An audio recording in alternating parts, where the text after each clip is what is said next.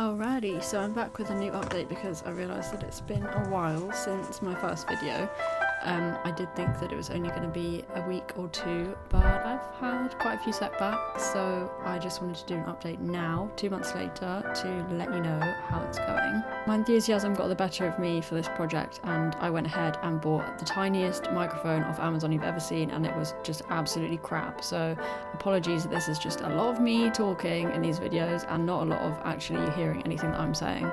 Hello, yes, I'm just going to go for a walk now. Just walking around now. Gosh, what am I thinking about? What am I thinking about? You never know. You never know. Okay, then bye now.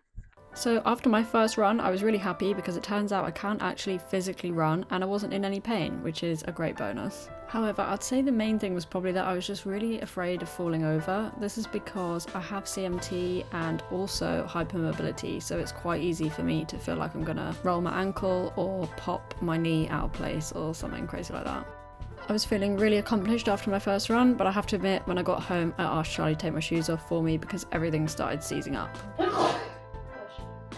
Later on, I had to do the tennis ball trick on my lower back because I was getting nerve pain down my legs. All in all though, I felt really optimistic and I felt like actually I might be able to do this, and then I got hit with COVID really bad and it honestly knocked me out for about 3 weeks. I'm not even exaggerating. When I felt better, I decided to head into the gym instead of going out for runs because I thought that I would build up a little bit more strength before I decided to go back out into the cold. In the gym, I mainly focus on doing basic core strengthening exercises and Pilates, but I do have a really good physio in the NHS.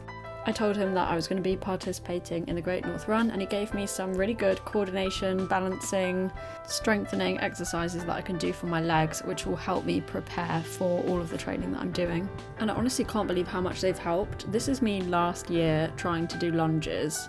You can see I'm using the box for support and then something just pops out in my knee and I'm just like, okay, well now I can't walk, so I had to sit there for a few minutes, play it cool, wait till I could walk again, and then that was it. I had to call it quits and go home. However, this is me now. I was able to do lunges like relatively easily. It still felt uncomfortable. You can kind of see the stability just isn't really there in my ankles and my knees. But strength-wise, this honestly felt so good. I think I did 10 reps each side. I struggle the most with the side that I'm about to do now.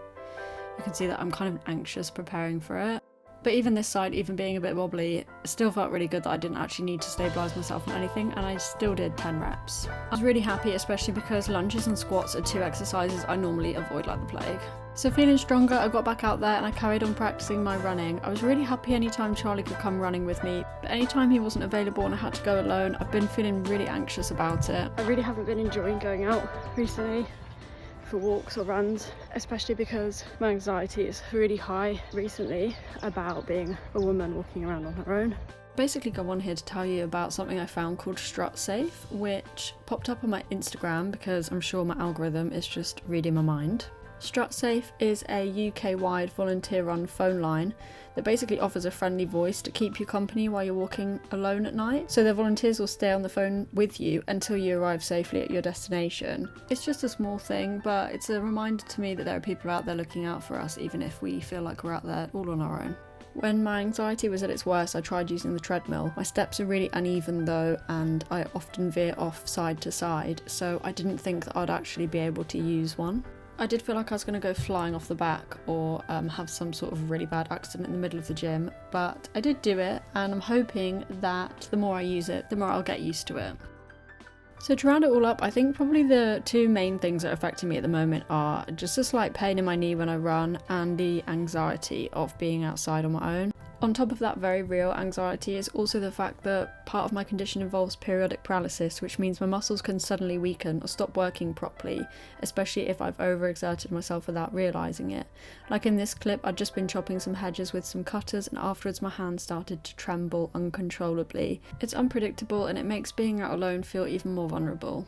To combat those things, I'm doing strengthening exercises at the gym and working on stretching beforehand. I'm also taking myself off to places that I like, that make me feel comfortable and safe, and there's lots of people, and also where there's lots of birds because I'm obsessed with birds. Thank you so much for watching. If you'd like to donate to my fundraiser, please visit the link below. This is all in an attempt to try and raise some funds for CMT Research, so anything that you can donate is really appreciated, and thank you so much if you've already donated. I'm actually at £410, which is crazy, and I've had to up my target to 1,000, which I'm really hoping we can get to before the Great North Run in September. Thank you, and I'll catch you on the next update.